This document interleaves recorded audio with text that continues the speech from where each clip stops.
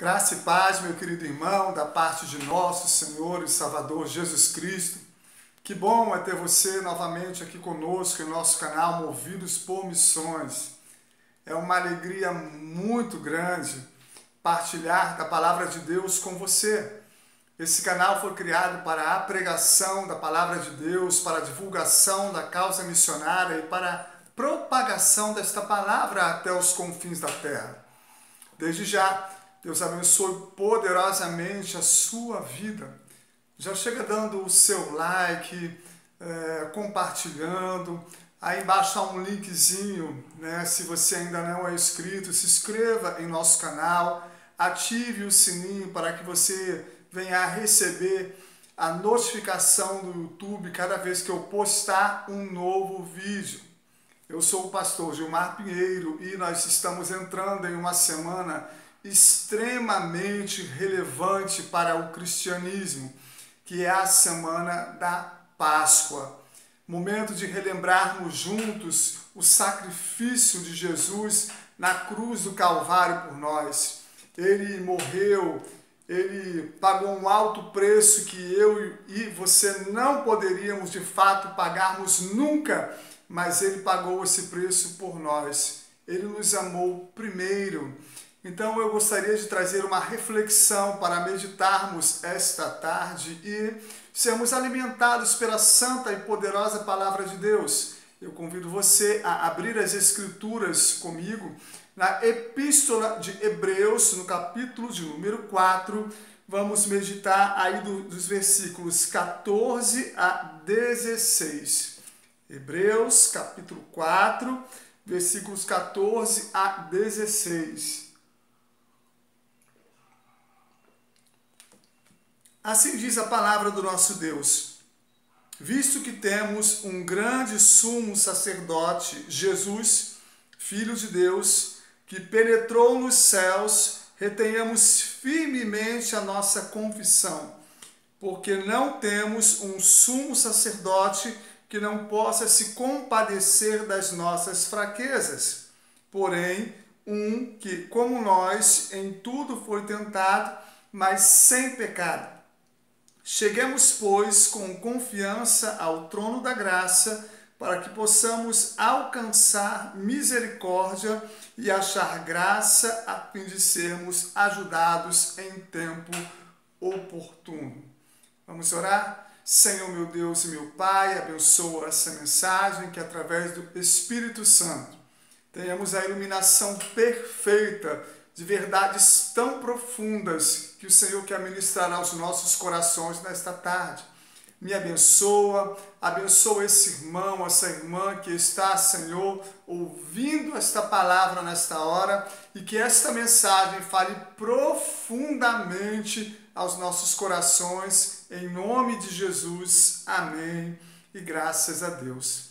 Meus irmãos, o escritor de Hebreus é um escritor desconhecido, mas certamente esta palavra ela é inspirada por Deus e fala muito aos nossos corações até o dia de hoje e falará para todo o sempre. Esta carta, esta epístola, ela foi escrita, meus irmãos, em um momento de extrema perseguição. Os judeus estavam passando por uma extrema perseguição e estavam extremamente desanimados. Uma grande perseguição os ameaçava, oprimidos pelas tribulações presentes e pelo pensamento das adversidades futuras. Eles cederam ao desânimo. Então, o escritor de Hebreus escreve esta carta a priori para dizer que Jesus, o Senhor, ele é o sumo sacerdote, ele é superior aos anjos, ele é superior à antiga aliança, ele é superior a Moisés, ele é superior a tudo, ele é o sumo sacerdote e que ele pode se compadecer das nossas tribulações. É para nós que estamos desanimados também sermos alimentados poderosamente por essa santa e poderosa palavra. Desde já eu clamo ao Espírito Santo que, na medida que esta mensagem for descortinada para a sua mente, para o seu coração, porque por mais que a gente tenha estudado, só o Espírito Santo pode pegar essa mensagem e colocar dentro do seu interior, trabalhar dentro do seu interior, gerar força, graça, ânimo, coragem, paz, refrigério e, acima de tudo, ânimo. Então, desde já eu oro pedindo ao Espírito Santo que tire todo o desânimo do seu coração e da sua vida. Eles estavam tentados a abandonar tudo. O desânimo foi de tal monta que eles estavam tentados a abandonar tudo. Esses crentes se encontravam perplexos e desanimados pelas múltiplas tentações e pelo fato de terem de andar pela fé. Andar pela fé, meu irmão, não é ver os resultados de pronto. Andar pela fé é permanecer nesta fé mesmo quando não vemos resultados desta fé. E eles estavam desse jeito, tendo que andar pela fé, no meio das adversidades, pela mera palavra de Deus, em cima das revelações somente, sem absolutamente verem nada. Perseguição de todos os lados, injúria de todos os lados, provações de todos os lados, privações de todos os lados, solidão, isolamento. Será que tem a ver algo conosco nessa fase contemporânea cujo qual estamos vivendo? Eles não tinham apoio nenhum e nem consolo visíveis e, portanto, estavam extremamente desanimados. E o Espírito Santo veio animá-los através dessa epístola e precisamente aqui nesses 3 versículos que acabamos de ler. O versículo 14 diz: visto que temos um grande sumo sacerdote. O que é um sumo sacerdote, irmãos? Havia os sacerdotes e o sumo sacerdote. O sumo sacerdote, ele entrava apenas uma vez por ano num lugar chamado Santo dos Santos para fazer purificação pelos pecados do povo de Israel. Existia toda uma cerimônia para que ele pudesse entrar naquele lugar. Ali ele não poderia entrar de qualquer jeito. Esse dia chama-se o dia do Yom Kippur, o dia do perdão. E esse sumo sacerdote, meus irmãos, terreno, ele passou. O Senhor Jesus, quando colocou os seus pés na terra, ele assumiu o lugar de sumo sacerdote. Naquela cruz, um alto preço foi pago. O seu sangue jorrou. Ele disse: está consumado. É semana da Páscoa. Ele pagou um alto preço por você e por mim, um alto preço que jamais poderíamos pagar. E, portanto, ele assume o lugar de sumo sacerdote. Agora, com um detalhe muito relevante. O detalhe é que nós não precisamos esperar um ano, porque era uma vez por ano que esse sumo sacerdote entrava neste lugar. Nós não precisamos esperar mais um ano para entrar na presença de Deus, para pedirmos graça, para pedirmos perdão, para pedirmos força, para pedirmos coragem, para pedirmos alegria, para pedirmos misericórdia. Nós podemos entrar a toda hora, a todo momento. Fecha a porta do teu quarto e vai falar com o teu pai que está em secreto, que ele que está em secreto te recompensará. Sabe por que isso? Porque Jesus foi para aquela cruz e se fez um novo e vivo caminho. Ele é o caminho, a verdade e a vida, diz o Evangelho de Jesus Cristo, segundo João, capítulo 14, versículo 6. Então, esse novo e vivo caminho se tornou, aleluia, novo por este sangue que verteu na cruz. Será que você pode dar glória a Deus por isso? é Páscoa. Nós temos um sumo sacerdote que se chama Jesus, Filho de Deus, que penetrou nos céus. Meus irmãos, depois de lá vir, porque Jesus não foi criado, ele sempre existiu. Quando Deus disse, façamos o homem à nossa imagem e semelhança, simplesmente estava Deus, o Espírito Santo e Jesus Cristo. Desde a fundação do mundo, ele apenas assumiu uma forma corpórea. Como diz Filipenses capítulo 2, ele não usurpou de ser igual a Deus, ele se esvaziou, assumiu a forma de servo. Ele veio nos reconciliar com Deus. Nós andávamos outrora, como diz a epístola de Efésios capítulo 2, mortos em nossos delitos e pecados, e pela graça nós fomos salvos. Não é dom de homem algum, e nem salvação se ganha por obra alguma, para que ninguém se glorie. A salvação, ela é dada ao ser humano de graça.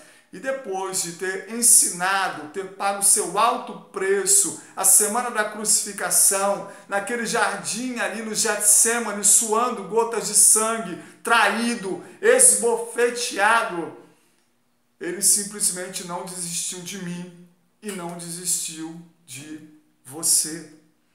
A palavra de Deus diz que depois desse alto preço pago, no terceiro dia ele ressuscitou. E aqui a palavra de Deus diz que ele penetrou nos céus, porque são 3 céus, né? Primeiro o Aurônios, depois o Mesorânios, depois o Eporânios. São palavras gregas, porque em grego foi escrito o Novo Testamento. Então, o Senhor Jesus está no Eporânios, aonde o apóstolo Paulo foi, quando ele disse, eu conheço um homem que foi ao terceiro céu. Olha aí, terceiro céu. Então, quando Jesus, ele, naquele monte, os seus discípulos ali o viam já ressurreto, já no momento de fato da sua ascensão, porque ele passou aproximadamente, mais ou menos, depois de ressurreto, uns 40 dias, ensinando e tendo comunhão com os seus discípulos. E quando ele ascendeu de fato aos céus, ele penetrou nos céus e disse uma coisa, o autor daqui da Epístola de Hebreus, que nós devemos reter firmemente a nossa confissão. O que ele está querendo dizer com isso? Jesus é o teu sumo sacerdote. Qual é o momento que você está passando? Momento de medo? Confesse, Jesus Cristo é o Senhor. Momentos de ansiedade, Jesus Cristo é o Senhor. Momentos de tragédia, Jesus Cristo é o Senhor. Momentos de perda, ainda que eu não entenda, Jesus Cristo é o Senhor. Ele é o sumo sacerdote. Eu, diante dos fatos, diante dos acontecimentos, diante das tragédias, diante das epidemias, diante dos dias maus, Ele é o Senhor. Ele é o Senhor. E eu manterei firme a minha confissão. O Espírito Santo te convida a manter firme a tua confissão, seja lá qual for o momento que você está vivenciando. A palavra de Deus serve, irmãos, para que endireitemos os nossos pensamentos. Aqui eles estavam em profundo desânimo. Eram as adversidades presentes, eram as tribulações, era o abandono, era a solidão. Eles estavam tão desanimados, tão perplexos, sem consolo, sem apoio. Talvez seja esta a sua realidade hoje. Dificuldade para tudo, não sei o que fazer. Ontem mesmo, irmãos, eu estava aconselhando um jovem que estava tentando um suicídio. Quero dar cabo da minha vida, não quero mais viver, já sofri muito, não tem mais perspectiva para mim. Mentira! Por mais que você esteja desanimado, passei algum tempo com ele e disse, por mais que você esteja assim, há esperança. A esperança para o teu futuro, a esperança para os teus projetos, a esperança para você, há propósitos para serem cumpridos. da parte de Deus com a tua vida. E graças a Deus, aquela situação foi revertida e hoje, exatamente hoje, ele está outra pessoa. Então louvado seja o nome do Senhor, por isso mantenhamos firme a nossa confissão. Mas pastor, o senhor não sabe que eu estou passando nesse período de pandemia, perdi o emprego, estou sem alimento na mesa. Mantenha firme a sua confissão. Ah, mas pastor, não tem, as crianças estão pedindo alimento. Mantenha firme a sua confissão, a sua fé, porque o sumo sacerdote já está vindo ao seu encontro. Não se desespere, dias melhores certamente virão. E aí o que adianta, meus irmãos, termos um sumo sacerdote que aqui na terra não faz nada por nós? E é por isso que o escritor de Hebreus diz, olha, nós temos um sumo sacerdote. Ele se compadece das nossas fraquezas, porque não temos um sumo sacerdote que não possa se compadecer das nossas fraquezas. Porém, um que como nós em tudo foi tentado, mas sem pecado. Você está fraco? Está sem ânimo? Está sem alegria, está sem força, está sem paz, está desestruturado, está desequilibrado, sem saber como vai ser o amanhã, sem vontade de viver. Há um que está assentado à destra de Deus, que trabalha no céu e na terra, que dá ordem aos anjos ao nosso respeito. Há um que foi tentado em tudo e que se compadece das nossas fraquezas. Nós não somos tão fortes como pensamos que somos. A nossa força não é o nosso braço, a nossa força não é a nossa sabedoria, a nossa força não são pessoas. O nosso socorro está em nome do Senhor que fez o céu e a terra. Temos um grande sumo sacerdote. Mas um pouquinho aí você pode ver em Hebreus capítulo 8, versículo 1. Ora, a suma do que temos dito é que temos um sumo sacerdote tal que está assentado nos céus à destra do trono da majestade de Deus. Ele governa, ele é o Senhor. Por mais que pensemos que as coisas estão fora dos trilhos, nas nações, nas famílias, Deus não perdeu o controle de nada. Ele é o teu sumo sacerdote, ele é o teu ajudador, ele é o teu Deus, ele é o teu provedor e ele proverá, meu irmão, ele proverá. Mas há uma coisa que nós devemos fazer. Sim, nós devemos fazer. Há uma coisa que Deus faz, o milagre ele faz, mas há uma parte nessa dinâmica da fé que é nossa. Quando Deus diz, pedi dar-se-vos-á, quem tem que pedir? Você. Quando Deus diz, batei e abrir-se-vos-á, quem tem que bater? Você. Há algo que você tem que fazer, quem tem que crer é você. E aqui a palavra de Deus diz que depois que nós já possuímos essa revelação de que Ele é o sumo sacerdote e que Ele se compadece das nossas fraquezas, essa parte é dele. Ele vai pelejar, ele vai guerrear, ele vai lutar por nós, ele vai abrir as portas, ele vai renovar as suas forças, mas ele quer que você se achegue ante ao trono da graça. É isso que diz o versículo 16. Cheguemos, pois, com confiança ao trono da graça de Deus. Irmãos, nós temos um Cristo, um sumo sacerdote que se compadece das nossas fraquezas e por isso nós podemos nos achegar. Lembra que eu falei para você que o sumo sacerdote entrava no Santo dos Santos? Pois é, ali tinha um véu que ocupava toda aquela parede, né? E no momento da crucificação, aquele véu foi rasgado. Lembra que eu te falei que você pode entrar em qualquer momento, a qualquer hora? Sim, o véu foi rasgado. Você pode entrar a qualquer hora e receber a força de Deus na tua vida, na tua casa, no teu lar e na tua família. Então nós podemos nos achegar com confiança ao trono celestial, sabendo que as nossas orações, sabendo que as nossas petições, elas são acolhidas pelo Deus Todo-Poderoso em nome de Jesus Cristo. Olha aí o que diz capítulo 10, aqui da mesma epístola de Hebreus, nos versículos 19 e 20. Tendo, pois, irmãos, ousadia para entrar no santuário pelo sangue de Jesus. O sangue já foi derramado, é Páscoa, o novo e vivo caminho, o véu está rasgado, então entra com ousadia. Mas eu não tenho força, entra. Eu estou desanimado, entra. Eu estou chorando, entra.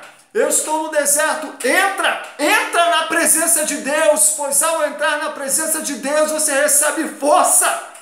Você recebe a confiança para lutar, para guerrear, para conquistar, para vencer, porque Ele é o Deus que vai te fazer saltar muralhas. Aleluia! Pelo vivo e novo caminho que Ele nos consagrou, pelo véu, isto é, a sua carne. No momento em que Ele, em carne, era dilacerado naquela cruz, Ele simplesmente rasgou o véu. Então nós devemos nos achegar confiantemente ao trono da graça. É necessário chegar, meus irmãos. É necessário se achegar para alcançar. Se você não fizer a sua parte, você vai ficar apenas com a revelação de que Deus é sumo sacerdote e que Ele se compadece das suas fraquezas. Se você não for até a Ele, lembra? Achegai-vos a Deus, diz o profeta maior Isaías, e Ele se achegará a vós outros. Se você não se achegar, Ele também não se achegará. Então, para alcançar, é necessário que nós nos acheguemos, pois, com confiança. Não é se achegar de qualquer maneira. Não é se achegar com incredulidade. Não é se achegar com dúvidas. Não é se achegar com incertezas. Ah, mas os meus olhos estão vendo essas circunstâncias tão contrárias. Olha para Deus. Olha para Cristo. E por acaso Elias olhou para aquela fonte que secou? Não. E logo em seguida Deus mandou os corvos alimentarem ele. E depois o profeta foi levado à casa da viúva para ser sustentado por ela. Passou a crer meramente na palavra. Era isso que aqui os cristãos hebreus tinham em mãos, crer meramente na palavra. E o profeta disse: cadê a botija? Meus irmãos, nada faltou, azeite não faltou até acabar a seca. Em nome de Jesus, se achegue diante de Deus com confiança, com fé, com oração, com choro, sim, com coração quebrantado, sim, mas com a esperança de encontrar a provisão divina suficiente, porque Deus é o teu socorro. Aqui diz, no versículo 16, chegamos, pois, com confiança ao trono da graça, para que possamos alcançar misericórdia e achar graça, a fim de sermos ajudados em tempo oportuno. Qual é o tempo que você está vivendo? Você não está precisando de socorro? Você não está precisando de ajuda? Você não está precisando de provisão? Você não está precisando de porta aberta? Você não está precisando de ânimo na mente, na alma? Você não está precisando? Então, se achegue a Ele. Porque esse é o tempo oportuno. É Páscoa. Você sabe por que esse trono é chamado de trono da graça? É porque de lá flui amor. Sim, Deus amou o mundo de tal maneira que deu o seu Filho unigênito para que todo aquele que nele crê não pereça, mas tenha a vida eterna. Evangelho de Jesus Cristo, segundo João, capítulo 3, versículo 16. Você sabe por que esse trono é chamado trono de graça? porque de lá flui o meu socorro, o teu socorro, o socorro de todo aquele que se achegar a ele. Porque o salmista diz: eleva os meus olhos para o monte, de onde me virá o socorro? O meu socorro vem do Senhor que fez o céu e a terra. Ele não tosqueneja, ele não dorme, ele assombra a tua direita, de dia não te molestará o sol, nem de noite a lua. Ele é Deus e ele é o socorro da humanidade. A humanidade está em caos, a humanidade está aflita, a humanidade está com medo, os reinos se abalam, os países se derretem, mas há um nos céus que pode prestar o socorro devido desde que nos prostremos a Ele, nos arrependamos e adoremos a Ele. Sabe por que esse trono é chamado de trono da graça? Porque deste trono vem a misericórdia. Eu não mereço, você não merece. O Salmo 130 diz que se Deus julgasse a terra ou cada ser humano com olhos de justo juiz, ninguém subsistiria, e é ninguém mesmo, nem eu, nem você, nem ninguém. Mas as misericórdias do Senhor se renovam a cada manhã, e elas são a causa de não sermos consumidos, diz a palavra do Senhor. Sabe por que esse trono é um trono de graça? Porque deste trono vem o poder divino, poder para neutralizar os teus inimigos, poder para desfazer ciladas, poder para te fazer avançar, poder para jogar por terra todo o mal contra a tua casa e contra a tua família. Sabe por que esse trono é chamado trono de graça? Porque deste trono, aleluia, flui o batismo com o Espírito Santo. Vocês receberão o Espírito Santo não muito depois desses dias. Ficai aqui até que do alto sejais revestidos de poder, e sereis minhas testemunhas em Jerusalém, Judeia, Samaria, até os confins da terra. Glória a Deus. Sabe por que esse trono é chamado de trono de graça? Porque, meus irmãos, tudo o que precisamos e em todas as circunstâncias da vida, há resposta da parte de Deus. E uma das maiores bênçãos, meus irmãos, conquistada na cruz do Calvário, conquistada por Jesus Cristo, o nosso Senhor e Salvador e sumo sacerdote, é saber que o véu está rasgado e nós podemos entrar na presença de Deus para receber ajuda e socorro em tempo oportuno. O que você está precisando hoje? Paz? Alegria? Ele está se compadecendo das suas fraquezas e das minhas. Talvez você esteja passando momentos tão difíceis como eu, porque somos humanos. Senhor, de onde virá os recursos para pagarmos as nossas contas? Eu não sei.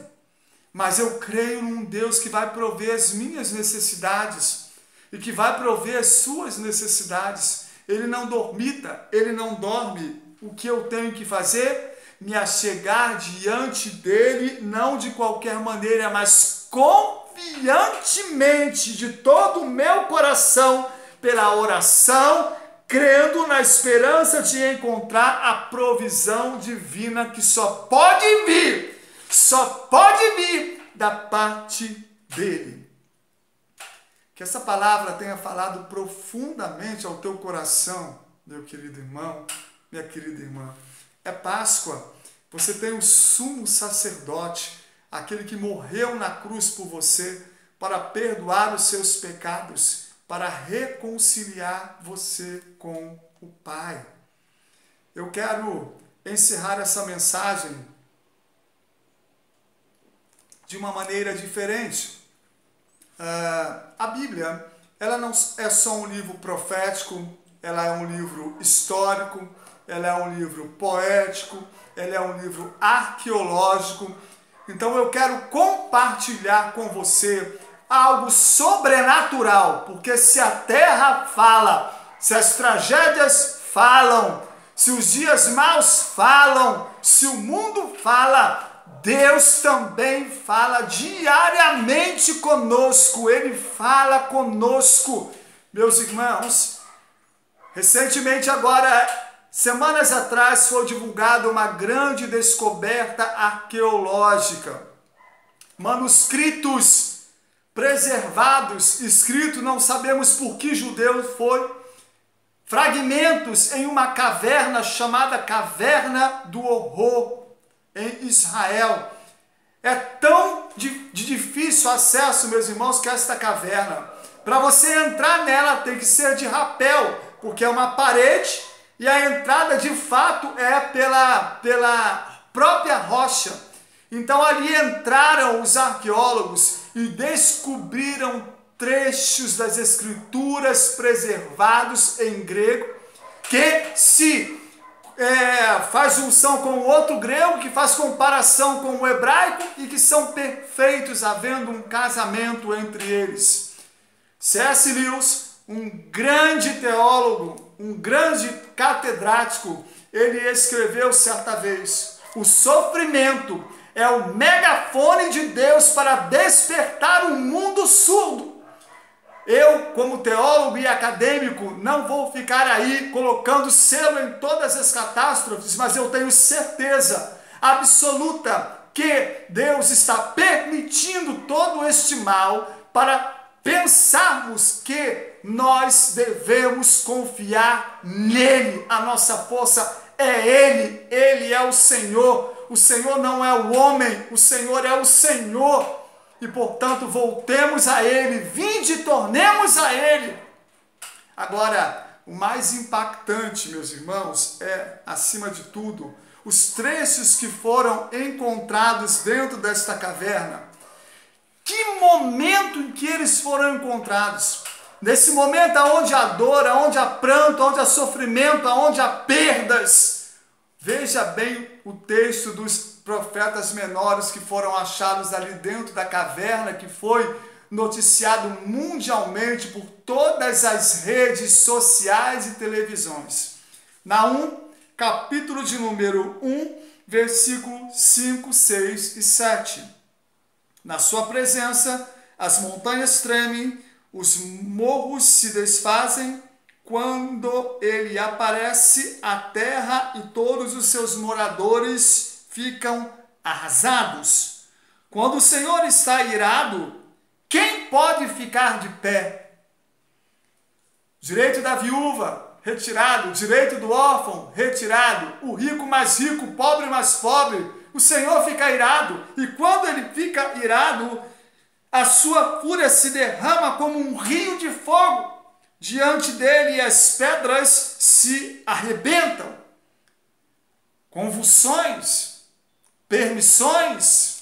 Deus está com o megafone da dor chamando um mundo surdo, dizendo: eu sou o Senhor e fora de mim não há Salvador. Arrependam-se todos. Eu tenho muito do que me arrepender, meu irmão. Muito. Todos nós temos que nos arrependermos e muito, chorarmos e muito, clamarmos e muito. Mas ele diz no versículo 7, o Senhor Deus é bom. Em tempos difíceis, Ele salva o seu povo. Salva, sabe por quê? Porque Ele é o sumo sacerdote. Salva, sabe por quê? Porque Ele se compadece das nossas fraquezas. Salva, sabe por quê? Porque Ele vê quando nos achegamos em sinceridade a Ele. E finda esse versículo dizendo: Ele sabe quem se refugia nele. Que coisa fora de sério. Que texto espetacular, achado esses dias, guardado há mais de 12.000 anos. Que revelação poderosa. Pode estar acontecendo o que estiver acontecendo. Há um Deus que conhece os que nele se refugiam. E em um tempo, meu irmão, onde a verdade está tão relativizada, onde tudo é verdade, onde vivemos um tempo até de pós-verdade, Deus é um Deus que permanece o mesmo ontem, hoje e eternamente. E o outro fragmento que foi encontrado meus irmãos. Sabe o que ele diz? Zacarias, capítulo de número 8, versículos 16 e 17. São estas coisas que vocês devem fazer. Sabe o que vocês devem fazer? Diz o texto bíblico. Digam todos a verdade uns aos outros e decidam com justiça os casos nos tribunais, a fim de que haja paz. Porém, não façam planos para prejudicar uns aos outros e nem jurem falso, pois eu, o Senhor, odeio isso. Que verdade poderosa, meus irmãos. Descortinadas esses dias atrás. Deus está falando comigo, falando com você. Nos arrependamos de todo o mal que fizemos, nos prostremos, clamemos, choremos entre o pórtico e o altar, dizendo: Deus, poupa o teu povo. Não é momento de clamar por prosperidade, não é momento de clamar por bonanças, é momento de se arrepender. Se o meu povo que se chama pelo meu nome se humilhar, orar e me buscar e se converter dos seus maus caminhos, então eu ouvirei dos céus, perdoarei os seus pecados e sararei a tua terra. A nossa terra, o Brasil, está precisando ser sarado. Eu estou precisando ser sarado. As vidas precisam estar saradas. Que Deus te abençoe. Tenha uma excelente Páscoa. Estamos caminhando aí para a sexta-feira da Paixão, aonde Jesus estava sendo entregue para ser morto e passar por tudo aquilo que ele passou naquela cruz. Foi por amor a mim, foi por amor a você. Mas o domingo chegou e ele ressuscitou. E quando a esperança ressuscitou, a vida eterna para nós ressuscitou. E nós louvamos a Jesus Cristo por isso, porque Ele é o Senhor. Deus abençoe a sua vida, Deus abençoe a sua casa, Deus abençoe a sua família e tenha uma excelente Páscoa em nome do Senhor Jesus. Amém e graças a Deus.